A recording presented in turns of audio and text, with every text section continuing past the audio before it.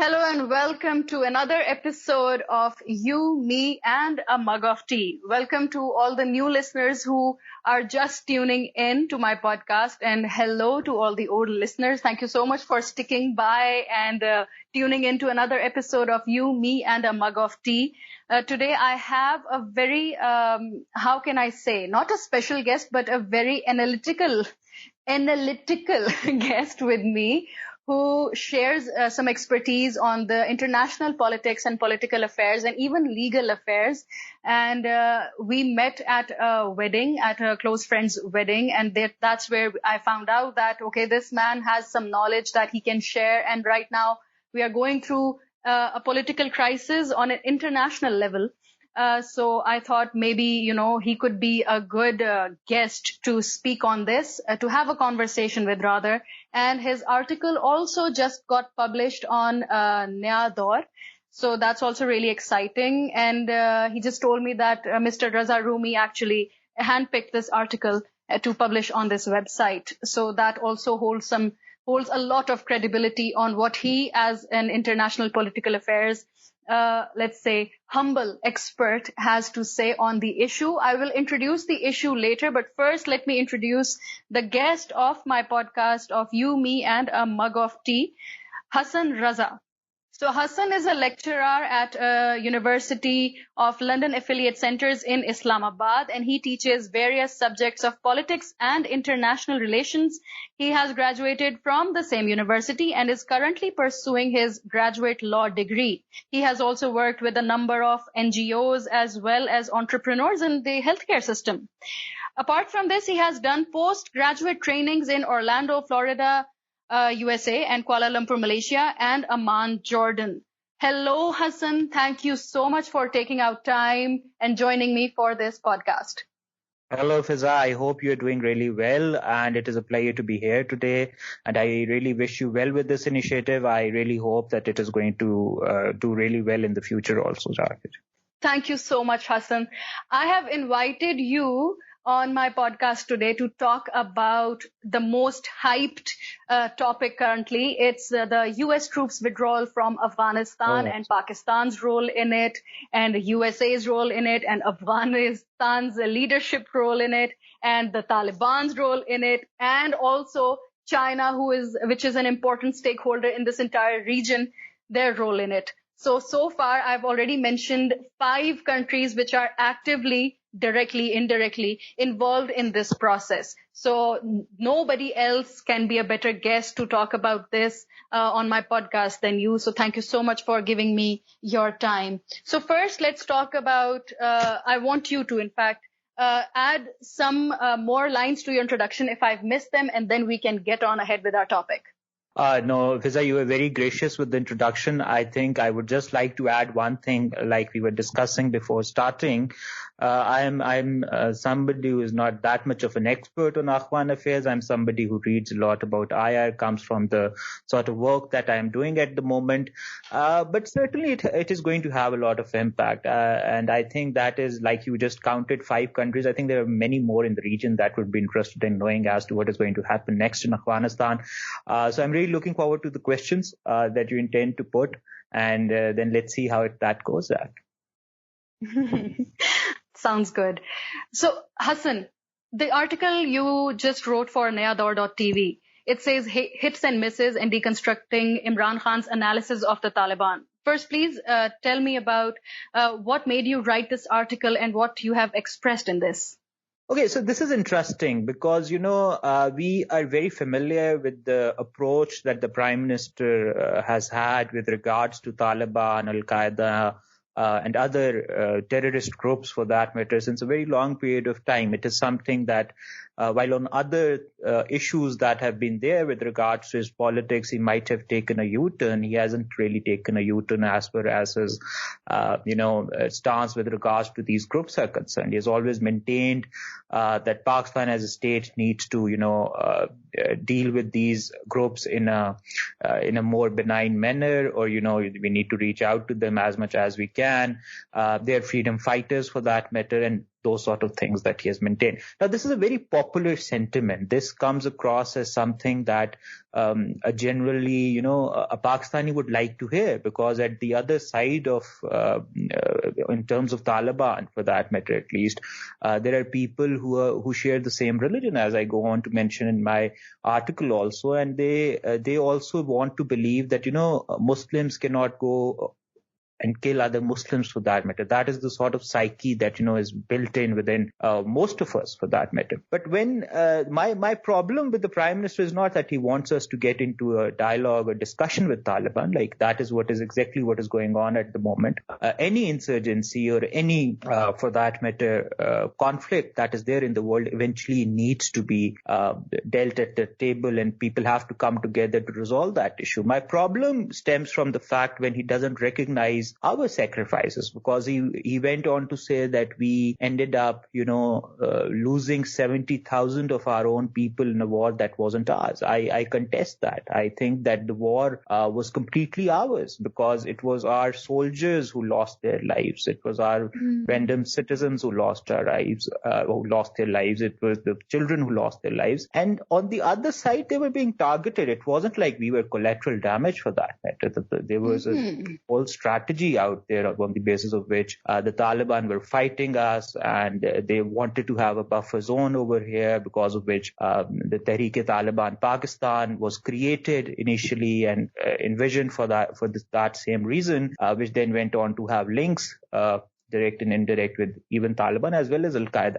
So these groups were linked to each other. So my contention has always been that we need to own the sacrifices that have been committed by our people, and the sort of, the life that we have lived. The last 1 or 2 decades are the ones in which many of us have been brought up with this sense of insecurity. There's going to be a bomb somewhere off. I remember when, most of the kids that now come to universities have had that fear that their bags have been checked, everything of that sort. So we have lived through that trauma as much as anybody else. So why just, go on to argue that we were doing all this for somebody else when we weren't? I totally understand where you're coming from. And when you say that, although Imran Khan did acknowledge that we lost 70,000 people to this entire war, and as you said that we were not collateral damage. So when you say we should own our sacrifices, what do you exactly mean by that? Because he's already acknowledged that our people died in this war. Absolutely. That is something that he recognizes. But he also goes on to say that they died in their war. Now, we need to make one thing very clear. These groups out there were the ones that wanted to target Pakistanis. They did it deliberately. They targeted our military deliberately. They targeted our schools deliberately. So when they were targeting us, by any standards of warfare theory, obviously we had to respond, and that's exactly what we did. So we weren't there just to, safeguard the interests of the Americans. We were there to safeguard our very own interests. And that is exactly the reason and that is what I would like my Prime Minister to at least acknowledge, that there was a time at which this became our war.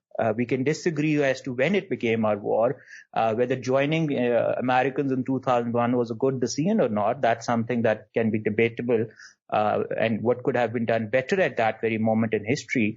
And then again, as I said, hindsight is something which is, at times a blessing, because the Prime Minister was talking with hindsight. He wasn't present in 2001 in the policy circles, for that matter. He was obviously a parliamentarian, but not that active, for that matter, in the government.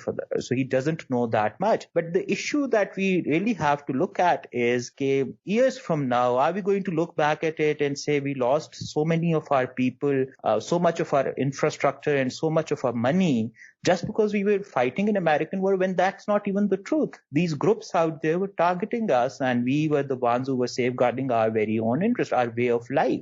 Take, for example, Swat. What was going on in Swat was far from the way in which the locals over there live, or the way in which we would like to live our lives here in Pakistan. So that is something where I think any of our leader has to recognize that and make sure that our sacrifices or the sacrifices of a lot of families don't just wither away with this notion that they fought an American war. that would have dangerous consequences in the future. In your article, you also mentioned that Imran Khan's narratives of this sort have helped him get into the office, and sticking to them is perhaps the right thing to do politically, but the facts might be an entirely different story. What facts are you talking about when you say that the reality might not support his political actions?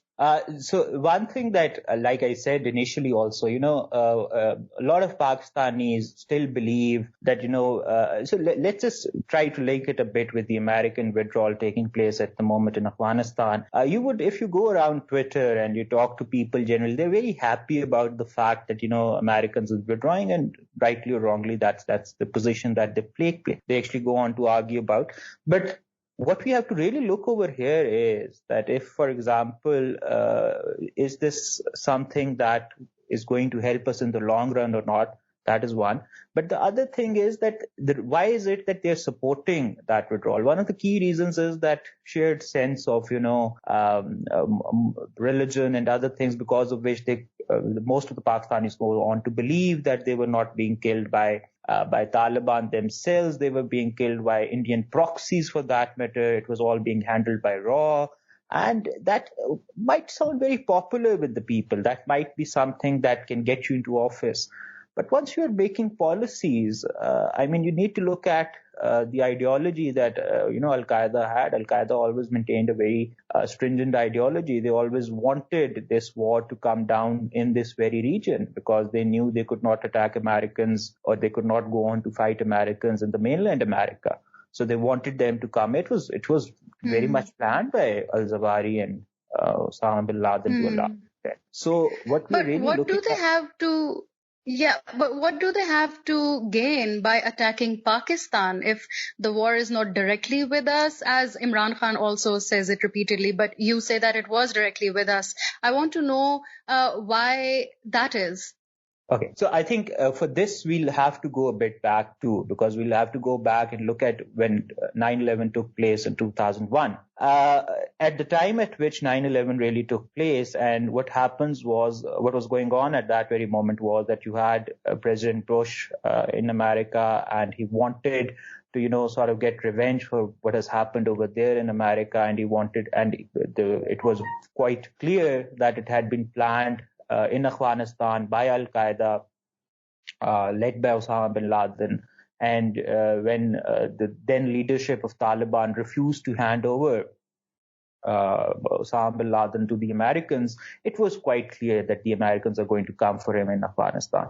Now, what options did we have? So it's very easy to now criticize President Musharraf, with whom I have significant differences too.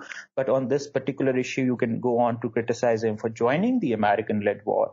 But Pakistan did not have a lot of options. We need to go back and look at that time period because we had recently become a nuclear weapon state. Pakistani nuclear bomb, as I mentioned, was being dubbed as an Islamic bomb. That meant that if looking at it from the civilizational perspective, nobody was happy that Pakistan now has a nuclear bomb. They were out there to, in one way or the other, make sure that we somehow give up on that nuclear weapon. We were under severe sanctions, economic sanctions, post-Pressler Amendment. And so we wanted some sort of international legitimacy. The state would have, to a large extent, collapsed, if not politically, at least economically, if we had not joined them. One. Number two, if we had not really given them the space to operate, eventually they would have gone for India or for Arab states out there, and then that would also not have been in our favor. So if you look at it, what we really did, we weren't left with very good options, and that is when we went ahead and said that we are going to join the Americans, and that's exactly what we did. Now, if today the same sort of thing happens again in Afghanistan, obviously we have more options. We have diversified our economic activities with regards to China. We have diversified the equipment of the military that comes in. We are still dependent, but not as dependent on the West as we were in 2001. So we weren't left with many options. I mean, it's easy.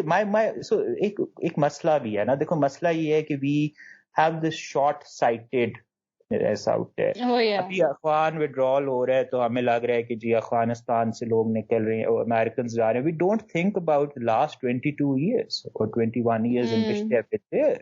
I mean, it didn't just start out of nowhere. There's a history to it. There's been 2 decades in which this whole war has actually, evolved. So हमें वो उसको भी साथ लेके चलना है.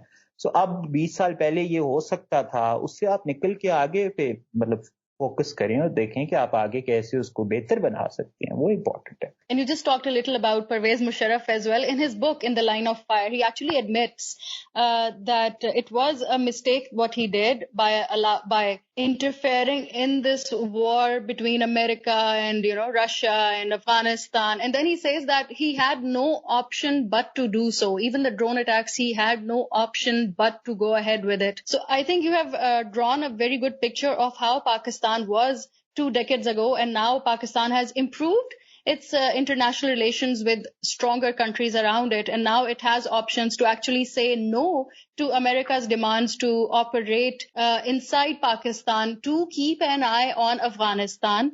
Which brings me to Imran Khan's interview, his recent interview to HBO. It was all over the headlines, and one clip of it kept on repeating in all the headlines of all the major news channels, in which the journalist Jonathan Swan, he asks Imran Khan, so are you going to give America the bases to operate in Pakistan? And Imran Khan just goes like, absolutely not. And that hashtag was also trending for quite some time in Pakistan. And then see, here I want to discuss with you, Hassan, the arrogance of the Americans here, of the American leadership, not Americans, that when Imran Khan says absolutely not, Jonathan's reaction is, I was fuming at it. He just like looks at the Prime Minister Imran Khan, with a contesting look, like, seriously? So their arrogance is still leading them to believe that Pakistan will give in at one point or the other. And right now, as we speak, 90% of US troops have been withdrawn from Afghanistan, but they're still hoping that something might happen with Pakistan, that they would give in, because the Central Asian countries have already agreed to letting US have bases in their countries to operate, to keep an eye on Afghanistan. And Imran Khan goes on to say that, if Americans couldn't contain the situation in Afghanistan while staying in Afghanistan, what makes them think that they can contain the situation while being in the neighboring countries and not Afghanistan itself? What comment do you have to say about this? The arrogance of the Americans, of the American leadership, and Imran Khan's, reaction, and that nothing will happen in Pakistan. Pakistan will not be a part of this. Okay, one, this is a very loaded question.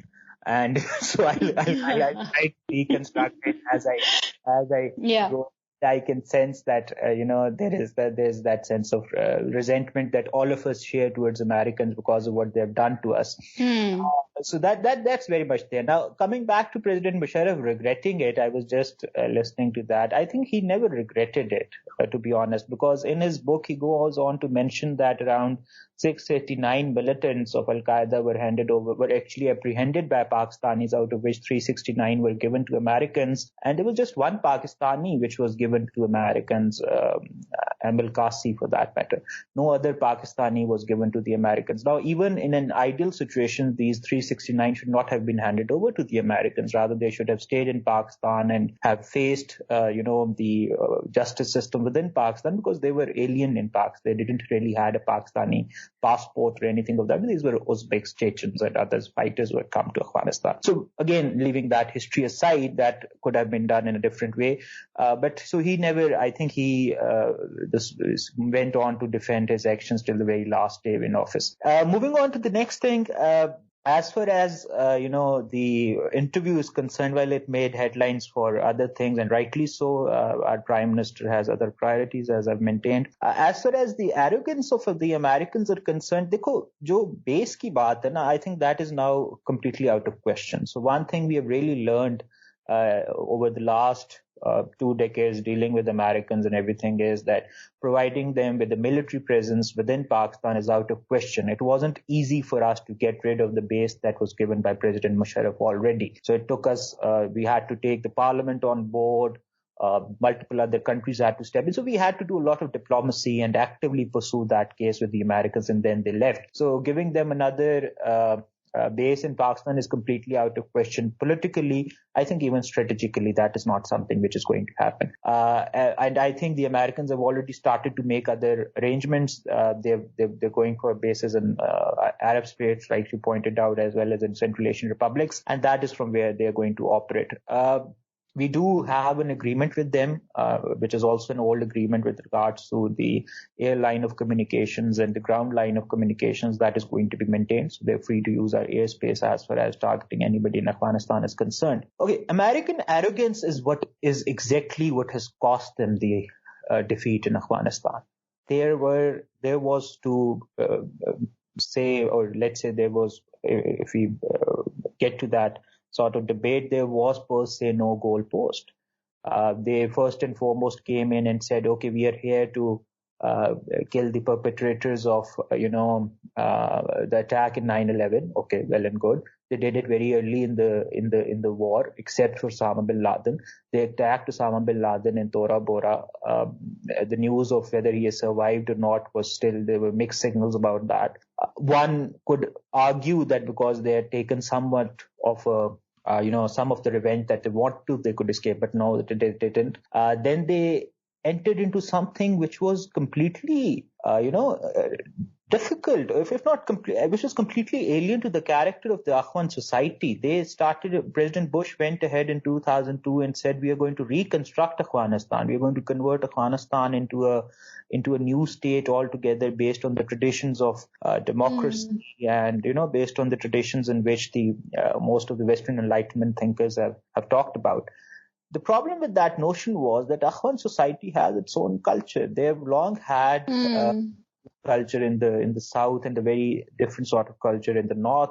You cannot impose a political system on any society. So that is where the goalpost, when it changed from, defeating those people who had attacked America to creating a new nation, creating a new nation state that is now going to serve as a model for the other states in the region. That is something that was completely wrong. Then the third mistake that they did in their arrogance, as we call it, is moving to Iraq and completely giving up on Afghanistan for a while. And there were very light presence of troops in Afghanistan when they were focusing on Iraq for that matter. And installing a president and then the corruption that was widespread within Afghanistan for very long, and nothing about that.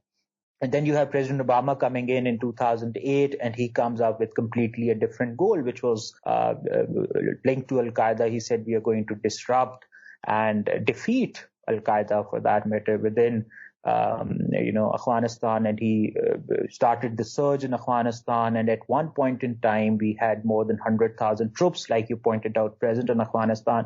But when he committed those troops, he also said that there's an exit date. And that exit date was already provided. So in any warfare strategy, I mean, anybody can tell you better than me. If you have already increased the number of troops, but you're also telling your enemy, oh, we are going to leave on this particular date in 2013, I guess so, then you're actually doing something which is completely playing into hands. Yeah.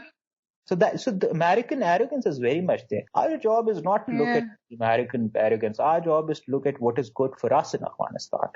We have From the reaction, just that one reaction of Jonathan Swan, the journalist who was interviewing Imran Khan, I realized that I didn't realize. I noticed that maybe Americans are of this thought of this idea that Pakistan will give in to their demands. What do you have to say about it?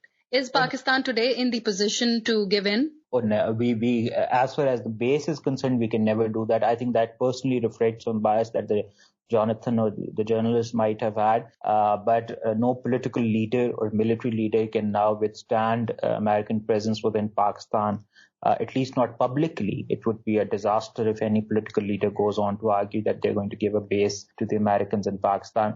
वो तो एक Americans की है ना हमारे साथ. हमने भी we have played into that to a large extent कि हमने उनको इतना करके दिया है in the last 20 years or so. वो आप समझते हैं कि whatever they're going to come up with, we are going to do that. But we also need to remember that Pakistan is one of the few countries, I think, so जिनसे माफी भी मांगी थी. Secretary of State post Hillary Clinton had to really apologize to Pakistan post Salala. Yeah. So we have also done, we have Yeah. also done certain things to make sure that the Americans remain in check, because we always wanted to secure Afghanistan with regards to our own strategic interests in Afghanistan. And that's what a nation state would do in these circumstances. So let's talk about the peace process now. Yeah. Pakistan has actively helped United States into getting on the same table as the Afghan political leadership and the Taliban leadership, and talk about the future of Afghanistan. Previously, you also mentioned that Bush said that we are going to rebuild Afghanistan. So, do you think this peace process, these peace talks held in Doha, were a part of that rebuilding Afghanistan initiative? And again, now that American troops are leaving, do you really think that the Taliban forces or the Taliban leadership or the Afghan government leadership are going to listen to the Americans and play on their field on Americans' terms? Absolutely not. So one thing that should be very clear to us is that after the Doha peace process started and the date had been set for the American withdrawal in the Doha peace agreement, the Taliban sort of won the war on the battlefield. And that's exactly what we are seeing as the districts are falling almost every day in the hands of Taliban. And so that's something very clear. Now, as far as rebuilding Afghanistan is concerned, they've tried to, so let's just give them some credit. They've tried to build institutions over there which didn't exist before. There's a parliament now in Afghanistan. There is at least some semblance of participatory elections taking place in Afghanistan. You have rights for the women that weren't there before. This whole notion of, Taliban being very benevolent to Pakistan is also very misplaced. And at the other hand, the way in which they treated women, for that matter, and the children, that was far from reality pre 9/11. So that was far from, the ideal pre 9/11. So the way in which they did those things, the greatest fear that an Afghan today has is that if the Taliban are going to come, and it's no longer a matter of if, it is when they are going to come back, what sort of way of life are we going to have? Would they like to impose the same sort of way of life that they imposed back in the 1990s from 1994 onwards, which was very difficult to survive for anybody? It wasn't based on completely on Sharia principles. One can talk about that later. And if they're going to come back and, will they, if they for that matter come back more militarily, what is going to then happen? So these are questions for Afghan people to resolve. What we need to do over here from Pakistani side, I think we have done some tremendous good things over the last 2-3 years. One, we have made the Taliban sit with the Americans using whatever limited influence we have had. The Americans and the Taliban agree to the Doha peace process. Now what has to happen is that there has to be a deal which has to emerge between all the Afghan players that are there within Afghanistan. So there has to be an intra-Afghan dialogue. The intra-Afghan dialogue isn't going ahead because the Afghan Taliban do not recognize the Afghan government. They do not recognize the constitution of 2004. They do not recognize the existing system that is there in Afghanistan. And if this, now they've said that they would be presenting a document for the peace process to go ahead. Let's see what comes out of that. But it's a very, very slow process. So it looks like that they're waiting for the withdrawal to complete so that they can then militarily control Kabul. And if they end up militarily controlling Kabul, it would put a lot of pressure on Pakistan. And just to add one more comment on that, and that is that there is this, again, a notion that goes around in most of the Western countries as we talk to people here and even when we go abroad, that some of Pakistan has absolute control over Taliban. That's not correct. Taliban is not that sort of a proxy. They're ideological fighters to a large extent. They have an ideology on the basis of which they're fighting. It's not about just getting the Americans to withdraw from Afghanistan. They want to set up their own Islamic state over there. One. Number two, the problem is that even when they were in power, so again, President Musharraf tried his level best to get the Bamiyan statues saved over there under a lot of pressure from the Japanese Prime Minister, but he was unable to convince Mullah Umar on that when he was ruling in early 2000 something. So that is the sort of influence that we have had. And once in power, they don't really talk to us like the way they do when they're in opposition. So we have to secure our interests in Afghanistan. And for that, we need to support the Afghan people. What really is fearful, or something that, should keep our people up at night, is the fact that Afghan people no longer support us. They look upon us as supporters of Taliban, as people who have not really, but the state of, not really Pakistanis, but the state of Pakistan as one that has supported Taliban and do not let there be peace in Afghanistan. So we need to make sure that it is an Afghan-owned and Afghan-led process, and it is in which the rights of the people are respected. देखो, जो चीज़ हम खुद अपने लिए नहीं accept कर सकते, मतलब हम जो इस तरह का रूल अफगानिस्तान में तालिबान ने 90s में किया है, जो मैसेकर्स थे, मजाक, हम नहीं बर्दाश्त. हमने वो साथ में एक वीडियो के बाद राइटली उसको इतना आउटरीच किया कि हमारी फोर्सेस गई और राह रास्त हुआ,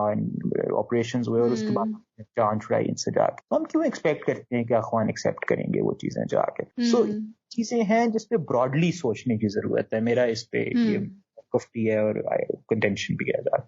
अच्छा हसन, अभी जो आपने कहा है ना, उसमें काफी पॉइंटर्स हैं जिनके बारे में मैं मजीद बात करना चाहती हूँ. सबसे पहले तो जो what you've said in the end, that Afghan people have lost trust in Pakistan. So Shah Mahmood Qureshi sat down with Tolo News's journalist Lutfullah. I hope I am pronouncing his name correctly. Yeah. So he sat down with him, and the first question that Lutfullah asked him was that the policy towards Afghanistan has changed. What does that mean? And he says that yes, what has changed in the policy is Pakistan's approach. And then he continues to say that we want Afghanistan to be peaceful and stable because we feel that a peaceful Afghanistan, a stable Afghanistan gives us the regional connectivity that is required. So I do believe that, as you just shared, Afghan people's, feelings towards Pakistan, they are rightly so there, because even Shah Mahmood Qureshi says that now Pakistan's approach has changed. Now Pakistan wants stability in Afghanistan. I mean, our own foreign minister is indirectly admitting to it. Acha Fiza, I don't take Shah Sahab very seriously, frankly. Okay. I think वो बहुत optics हैं, काम नहीं है. There's a lot of optics that goes into it. He looks at foreign policy from his own domestic politics. आजकल शायद करने के चक्कर में. लेकिन but obviously when the foreign minister speaks, you have to look at the office that is important, and he must have been well on it.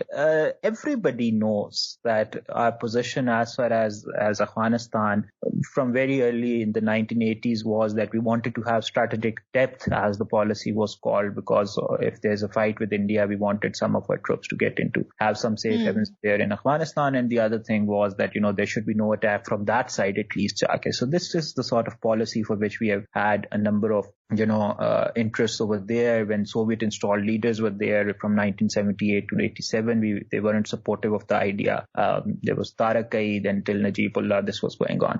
But what is important now is that we sort of see a shift in the strategic circles and the circles that really matter. And those are the circles in which we really see that they really want to now support an Afghan-led peace process. They really want that there should be peace in Afghanistan and a democratically elected government. And that is out of rational self-interest. Why? Because we would be in a very bad position, if we were safeguarding or we were providing safe havens to Afghan Taliban, like their families used to live here in multiple parts in Fatah to an extent somewhere, as per some conspiracies or theories in Quetta. So if we were doing all of that, and they go on to hypothetically control Kabul militarily, the pressure is going to be on Pakistan to stop them. And would they listen to us or not? We would be in a bad place out there. And a lot of these deadlines that we are looking at, we are going to move our troops out of Afghanistan on the anniversary of 9/11,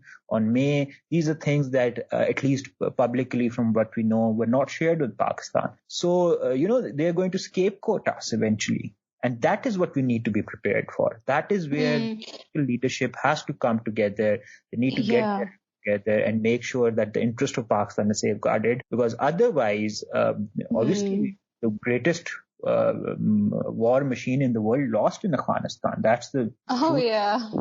That's the truth, and we want somebody to blame for it. Yeah, and they are actually finding a hard time to save face. That, oh my God, they got defeated by warriors on foot, really. And it's interesting that you mentioned that Pakistan is actually being used as a scapegoat. I actually believe in this, that we are being used as a scapegoat, and we will be, like they will keep on tricking us into playing on their field or playing in their hands or something, or maybe, in the end, as a conspiracy or it is my English, or as conspiracy theorists in Pakistan, they believe that, dollar देख के बिक जाती है हुकूमत, तो हो सकता है कि डॉलर दे के भी इनसे काम निकलवा लें जो अपनी मर्जी का चाहते हैं. But talking about keeping Pakistan in a blind spot, I want to refer to the same interview of the Tolo News with Shah Mahmood Qureshi. So the journalist asks the foreign minister that if he has seen the secret annexes that the US and Taliban have made and the two secret documents apart from what was announced publicly in Doha. Now, this is a very, I would say, an important question which really shows Pakistan's position in this entire process. So Qureshi responds that he has seen what was shared with them. And the journalist continues to ask the annexes or the main document. And Qureshi responds, main document. So this puts it in the limelight that Taliban and US have exchanged some some secret documentation with each other, and Pakistan has no clue about it. What do you have to say about this? It's absolutely possible. One thing, we were not in that room, as we know. It was the Americans led by Khalazad and the Afghan Taliban leaders, who were there out there. The public document that came out consisted of 4 parts, which enforced that there is going to be an American withdrawal eventually. But one can only, to an extent, contemplate, or let's say कि क्या हो क्या सकता है उन documents में. The basic aim of the Americans is that Afghanistan is not used again to attack mainland America and Western Europe. That is what their main aim is. So they must have asked the Afghan Taliban to stop supporting Al-Qaeda leadership in Afghanistan, whatever is left of the Al-Qaeda leadership over there. That can be one point. This they've, I think, even established publicly. But the other things, as to, I don't buy into that conspiracy कि बहुत कोई anti-Pakistan कुछ किया होगा. No, they can't afford to do that, because the Taliban, we know them for that well, we know they're not going to get into that. But yes, they must have talked about keeping the Al-Qaeda out, fighting ISIS. It's a very growing threat in Afghanistan. Al-Qaeda की presence शायद उतनी अब नहीं है जितनी Daesh की है. और the way and Daesh is opposed to Afghan Taliban, they're opposed to Pakistan, they're opposed to the Iranians to some extent. So this war in Afghanistan is going to continue. It hasn't come to an end. I mean, there is going to be infights. There are warlords out there who will again come out. So that is going to go ahead. As far as the Doha agreement is concerned and the annexures to it are concerned, I think the American focus is very clear. President Biden knows the region really well. He has been here before. आपको पता है कि Kerry Lugar bill was basically Kerry Biden bill before, and then Biden became vice president. So what happens is he knows the region well and he wants to get rid of it. Have you seen the way he responded to questions before 4th of July? He said, Afghanistan is a negative issue. I don't want to talk about it. So that is sort of, just wrap things up and go. Don't you think it's a negative issue because Americans clearly lost? No, absolutely. There's no second opinion about that. Yeah. Obviously it's negative for them. They lost for whatever reasons. Nobody wants to talk about why they lost. When you're a world superpower, you claim to be one, and you are one, and you lost to a third world country. And even on the list of passport strength, Afghanistan is literally on the second last or something. So the top country has lost to one of the bottom countries. So of course it's a negative issue. Who would want to talk about it? Oh, definitely. It is a negative issue. And if you, there is going to, so the American think tanks, at least once they've lost a war, once Vietnam took place, there was a whole new leadership of political class that emerged after Vietnam. While we might not see that happening, but we'll see a lot of introspection taking place. They do that. I mean, they've done that with Vietnam. They'll do that even over here. Their generals are already against the withdrawal. But well, every general wants to stay in a war for as long as is possible. Biden has taken a very strong position. But one thing is quite clear, that there is a probability that if things go on the way they are in Afghanistan, Americans might have to come back very soon. They might have to, come back because of the threats that are going to emanate from Afghanistan. So that is there. And उसमें और अल्लाह करे कम ही बात करें, क्यों हारे हम भी फंसे. और क्या. Achha, when you talk about the threats which are possible to emanate from Afghanistan, do you think it's going to be from the Taliban side? Because so far, what I have read, what I have seen, and what I have heard, I see Afghan Taliban in such a strong position, like they are leading the peace negotiations. I'm making air bunnies when I say peace negotiations. Yeah. I feel like they're the ones leading it. And Afghan government, political, the democratic government leadership is in such a turmoil, because in recent elections, we saw Ashraf Ghani and Abdullah get into an argument that, wait, I won the election. No, I won the election. And I think for a limited time, there were actually two presidents of Afghanistan. Please correct me if I'm wrong. So when the democratic leadership is so weak and is not in a position to actually, do anything about it, their military is so weak, they cannot fight the Taliban. So do you also believe that Taliban are calling the shots, and they will keep on calling the shots for maybe, let's say, next 2 more decades? This is interesting. Okay, so one thing we have to really look at is that Afghanistan, it's not like the Taliban haven't learned anything from their rule in the 90s. They have learned. It used to be a movement that was only there in the Pashtun areas within Afghanistan. Now we see that they've actually incorporated people from the northern areas out there, from the provinces in the north, who are now part of the Afghan Taliban to a large extent. They were appointed shadow governors who are not really Pashtun for that matter. So they're trying to incorporate as much of Afghanistan diversity as much as they can. Along with that, the weaknesses of the democratic government go back to Karzai. I mean, the way in which the corruption or the levels of corruptions which increased during Karzai's presidency, unprecedented थे. और उसके बाद फिर the way in which Ashraf Ghani and Abdullah fought with each other on he was the chief executive and Ghani is the president on political power. Abhi, when they went to the US, Abdullah is trying to present himself as somebody who is more inclined towards peace, while Ashraf Ghani is somebody who seems to be less inclined, or let's say he's taking a more hardcore position on those issues. So in the long run, I think the failure of the democratic leadership is certainly there, because if they had, kept the state together, it would have been much more easier for them to negotiate with the Taliban also, because their first line of negotiations has to take place with the Taliban about the future of Afghanistan, and next up is going to be with the Americans. And that's exactly what Biden conveyed to them when they went to America recently.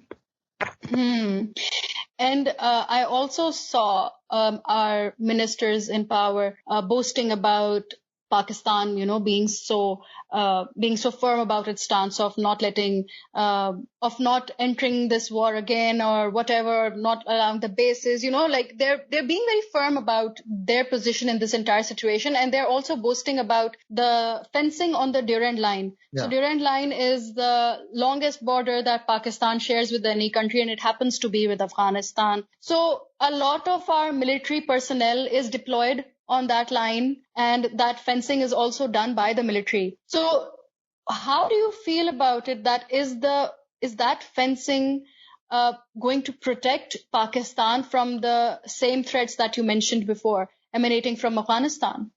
Absolutely. So we know that there are several frequently traveled routes in the region. They start from Chitral to Nuristan, and then the Khyber in Pakistan and Nangar in Afghanistan. So there were a couple of frequent routes, more than 15 if I'm not wrong, that were being utilized. What is really happening is that with this fencing taking place, it's a very long border, one thing. It's a very porous border. And that has been our problem. Because of that porous border, what we have really seen is is that there has been a lot of movement here and there, and people have families on both sides of the border. Controlling the influx of refugees might not be possible, as war is going to escalate in Afghanistan, and as it has already escalated, there's a possibility that Pakistan would again have to host a large number of refugees, and that is going to have a pressure on our economy, and we won't be left with many options over there. As far as any sort of threat emanating for Pakistan, we have a good presence in terms of security capital within Afghanistan. We can do that to a large extent. We can do reconnaissance and other things and make sure that that doesn't happen. But you never know. There are so many groups now operating in Afghanistan at this very moment that it's difficult to say कि कौन किसका proxy बन के attack कर सके. But that doesn't mean that we haven't done our part. We have fenced the border. In 2001, let's go back to that time. We didn't even had such fencing at that time. So these threats were many-fold for that matter. So now they've really gone down, but not completely come to an end. So if we cannot just say that it has come to a complete end, we can see future violence coming in from Afghanistan, and we need to be very, very vigilant about that. That is a good contrast that previously, like 2 decades ago, as you mentioned, we didn't have this fencing, and now we do have this fencing. So, it's such an unpredictable state of events. You just never know what's going to happen next. Probably, I feel like, after the loss of US in Afghanistan, I feel like that this fence is also not going to help us that much. And again, we are going to be put in that same position that we were before. And, the American propaganda works wonders. We saw how the Google images, the Facebook searches, and all of them, the Twitter trends and everything, they were going against Pakistan for quite a long time. And we saw our economy go down, the tourism go down and everything. But now Pakistan is taking a strong stance. And you also mentioned earlier that Joe Biden met with Abdullah and Ashraf Ghani in America. He invited them to his Oval Office, and Pakistan leadership was not invited. And this is after Pakistan leadership said that, we are not going to let you have any bases in Pakistan. We are not going to let you operate within Pakistan for Afghanistan. So a lot of Pakistani analysts saw this move of Biden meeting Ashraf Ghani and Abdullah in his Oval Office without the presence of Pakistani leadership as a slap in their face. That, we don't really need you. We're just going to talk to them directly. So if the Pakistani analysts felt this way, felt betrayed rather, how do you think the Taliban would have perceived this? I think the Afghan leadership that went to United States to meet President Biden, they are basically ones who have, it might be a bit impolite, but American puppets in Afghanistan. So it doesn't really make much of a difference. They do not really have a lot of power. It's said that the president of Afghanistan is just the mayor of Kabul because he doesn't have any control beyond Kabul for that matter. But what is actually interesting, though, is that there are discussions taking place with Pakistan at the lower levels, and very intense discussion. And when one says lower level, that is at the level of Under Secretary of State and Under Secretary of Defense, but not at the very highest level out there. And one can only, go on to you can get into conspiracy theories for that matter. Why is it that, the call hasn't taken place? President Biden hasn't spoken to Prime Minister Imran Khan since coming to power. And there are many theories about that. But as far as Afghanistan is concerned, both states, because they have worked efficiently over the last 2 decades handling that situation, they have multiple forums through which they can talk to each other. They know exactly what the interest of the other party is, how they can go around that interest. So Americans and the Pakistanis really know each other well and would be able to talk to each other. As far as the perspective of Taliban, I am the last person to be their spokesperson, but agar dekha jaye to mera khayal hai they understand that a lot of things, this is exactly what gives more legitimacy to the argument that they have been making, that the government in Afghanistan is not the representative government of the Afghan people but rather of the Americans in Kabul. So unko to wo jo argument hai usko legitimacy milti hai us baat se jaake. It could have been a tri-state summit in which the Prime Minister of Pakistan could have been invited. But I think things would not have gone down really well over there, because again, the Afghans feels betrayed not only by the Americans, but they also not feel very well about Pakistan. So, and there's this sort of disengagement diplomatically, militarily from the region, because they want to talk to Pakistan, but they want to talk to Pakistan about India, about China, and, talking about Afghanistan, which they think is done and dusted. The only thing the Western countries now want is that it doesn't become a threat again. If they're killing each other, that's their call, not ours. But for us, it is not like that. For us, it is going to have impact. We'll have refugees. Our economy is going to have a lot of impact on the economy. And so that is why, if you see, I proposed that there is need for a national reconciliation within Pakistan, because we have gone into so many binaries like ye theek hai, ye corrupt hai, ye hai, wo hai. It doesn't help at the national level. There are certain issues like economy and national security on which the national leadership has to come together. And institutional ke saath saath ek personal memory bhi hoti hai. These people have been, you can hate Nawaz Sharif, but he has been thrice prime minister. He knows the world as much as you might not like that. Bari has been president. He knows the world to an extent. Get them on board. Try talking to them. Make a comprehensive strategy, and you will have say when you'll go abroad. If you're not talking to just one party, but you're talking to the whole political leadership of Pakistan. That is what we need to do. That's a very good point that you raised, that we are not united among ourselves. So how can we expect to throw out a common foreign policy out there when we are not in agreement within ourselves inside our own country? That's a really good point that you've raised. Another thing that I would like you to shed light upon is the brave face that Pakistan is putting on now. I mean, nobody can ever imagine saying no to America.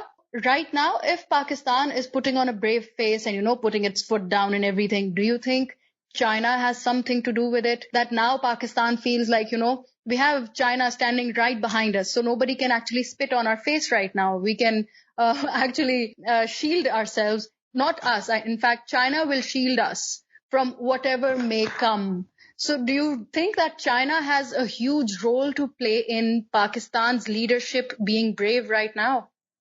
Achha, Pakistan leadership was brave. I didn't know that, but that's news to me. But what really happened?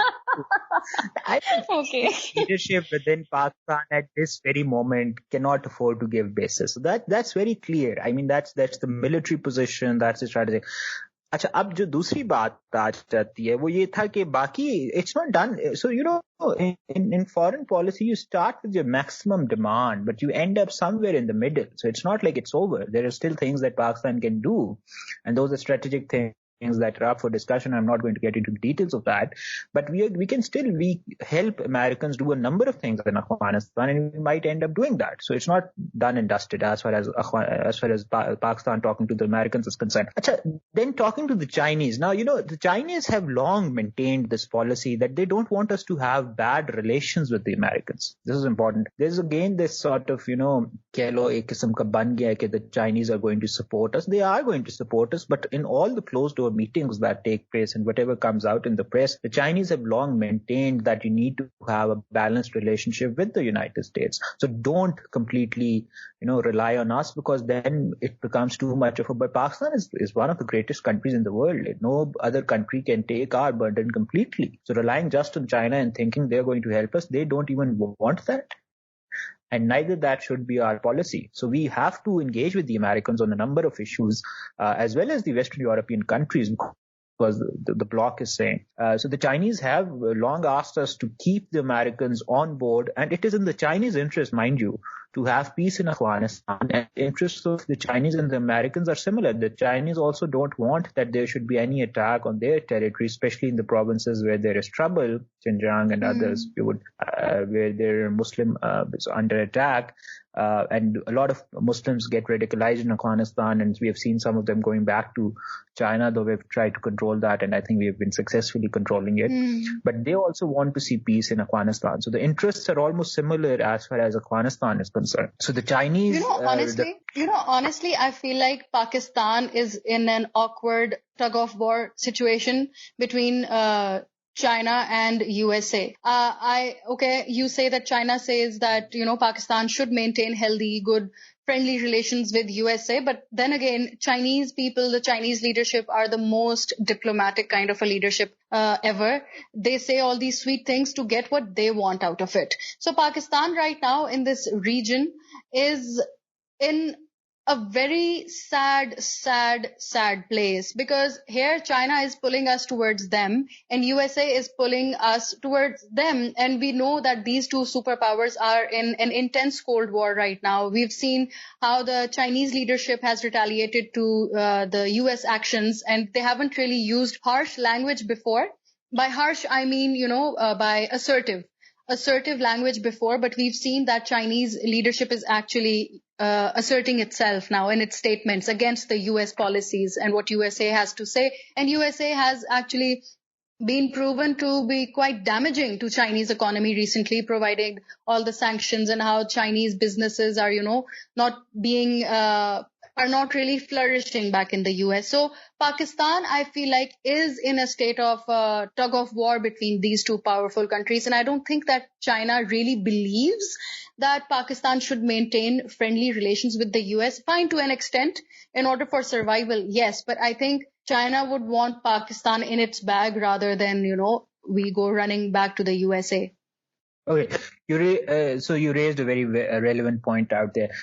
When I was saying that the Chinese don't want us to have bad relations with Americans, that was in the context of Afghanistan. So as far as Afghanistan is concerned, they don't really want us to, get into that sort of a relationship where we are not doing what the Americans want us to do, because the American and the Chinese interest as far as keeping the terrorists away is concerned matches in Afghanistan. What you're talking about is interesting. So as far as the Quad is concerned, for example, the Indians, the Australians and others within the Eastern Asian side, obviously the Chinese want us to be with them. And I think Pakistan doesn't even have many options. We have to be with China on those issues, Jackie.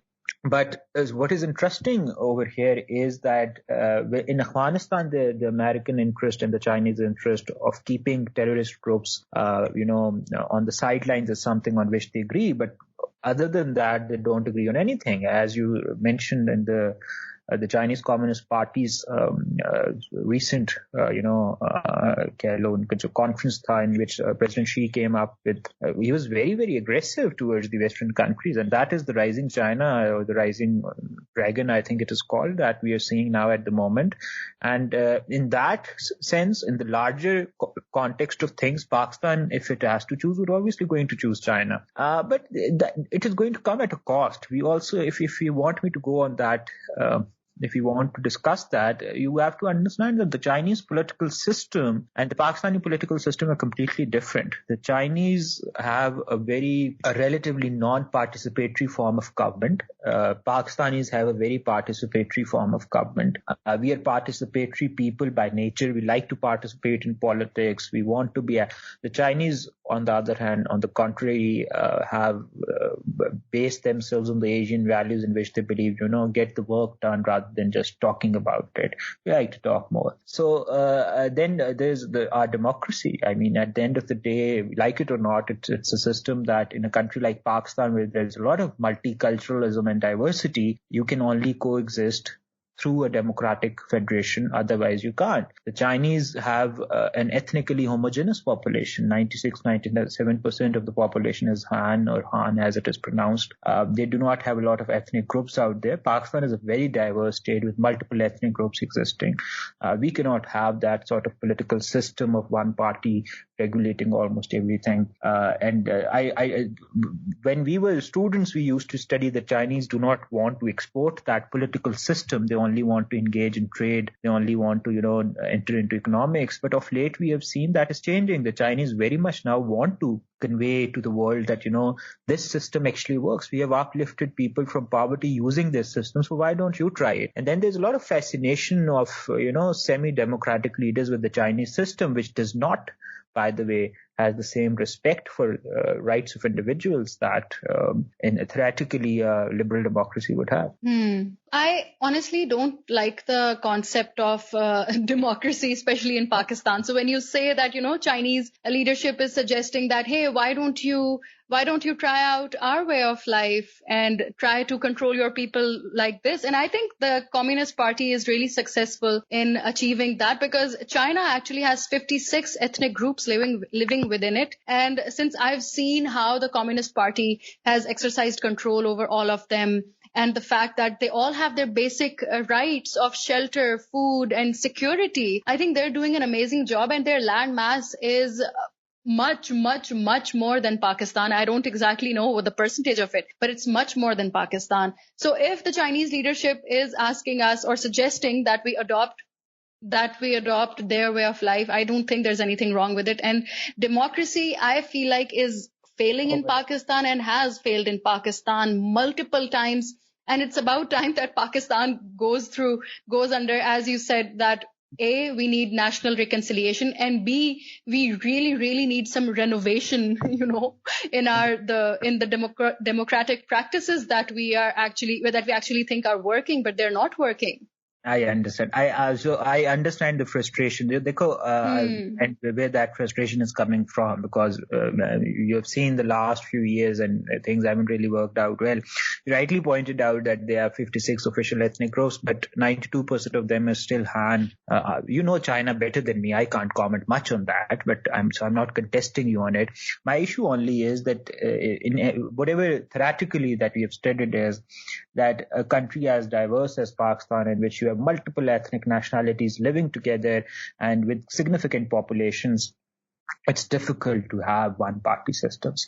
One-party systems can lead to massive failures also. And, we have tried doing that under a number of dictatorships out there. It hasn't really worked out. And then there's this whole concept of transition cost. Once you transition one political system to another political system, a lot of what you have gained economically is lost in that transition per se. So do we want to enter into another transition and move to a presidential system?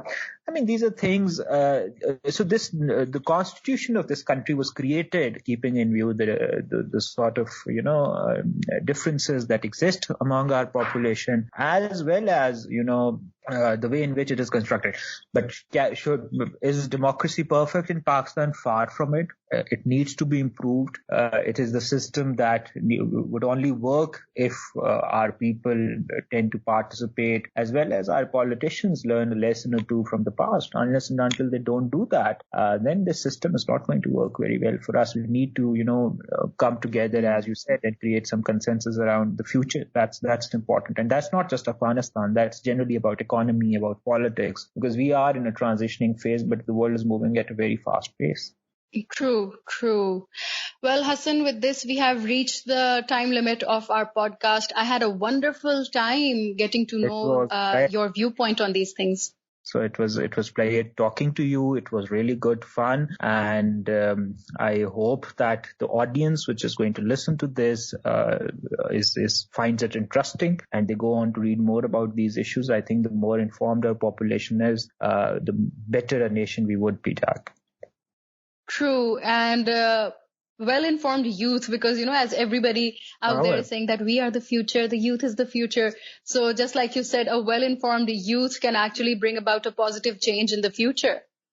Yeah, absolutely. But I interact with youth a lot, and some of them are really brilliant. I mean, the sort of information, the way in which they're getting a lot of information. I think that's really interesting. But how to process that information, and there's a context to that information, and then that information might be biased. So these are things we need to let them know, because internet, social media, Instagram, other places, they get a lot of information. How to process it from the good and the bad, that is something that needs to be introduced. But that's for another day. That's a very long discussion to have. So that's true. Thank you so much, Hassan, for taking out time of your day.